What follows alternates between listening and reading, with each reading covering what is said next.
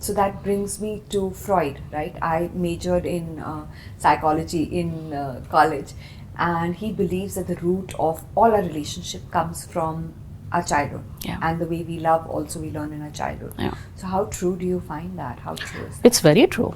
I do definitely think that it's very true.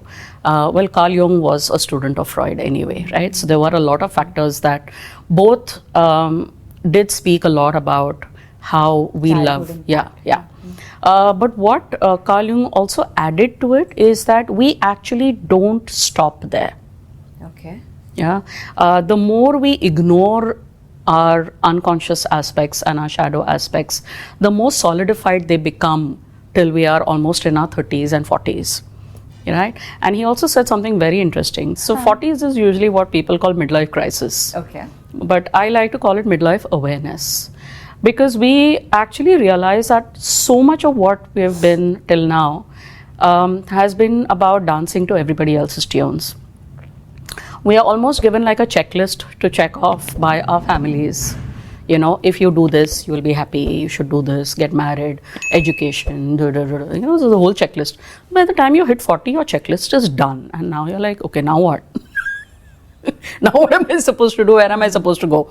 I'm here with a family, I have a spouse, I have children, I have in-laws, I have parents, I have responsibilities. Where am I in all of this? So that's the point we start asking questions. And funnily, in 40s, a lot of our childhood stuff comes up. Really? It's been ruling how we've chosen relationships. Right. But in our 40s and 50s, we actually start to examine, oh my God, I actually chose this person because of these things in my childhood. So I like calling 40s and 50s like, you know, it's like living your childhood again, but with wisdom and money this time.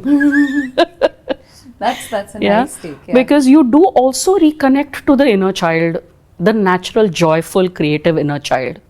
And you do have a choice in your 40s of whether you want to go back to that or not. If you're bogged down by responsibilities, you'll ignore it. Which is why a lot of people in their late 30s and 40s also change careers, change tracks, change spouses. They decide now or never. Yes, yes. Because they're like, listen, boss, I don't know how long I have left. I'd like to now finally live out the life I came here to live. Not dancing, you know, as per everyone else's tunes. I've done that. I'm done. I want to now be on my own. So would you say that after 40s is when you realize your most authentic self? Yes, you do. That is what you would You say. do. Okay. You actually brush up against authenticity more often. All right. You have a choice whether to fully embrace it or not. Okay. Yeah, a lot of people get scared. I don't want to lose the people in my life. So they choose the people and dismiss authenticity. But the ones who actually choose authenticity, they become who they are here to be.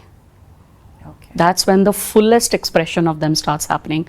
And the best part is that shadows don't necessarily mean the darkest parts. Shadows also have an aspect called the gold aspect. Okay. What The is gold that? aspect is actually the best parts of you that you hid away as a child. You know, say for example, you were very creatively expressive. You wanted to sing, you wanted to dance, you wanted to recite poetry, you wanted to be on a stage. And nobody gave you the opportunity. You maybe even had trauma. Maybe you were 3 years old and you were laughed off the stage. Okay? All of those things prevented you. But in your 40s, you might feel very, very drawn to that side of life. You may be an investment banker who might think, yaar, I want to try acting, yaar. I want to learn dance, man. That kida will, you know, come and people say, what's wrong with you? This wasn't there all your life. Where does this suddenly come from?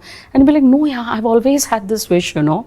I look at people doing it and I feel like, yeah, matlab, they look so beautiful when they are doing this and I never got the chance, you know. So even these aspects come out.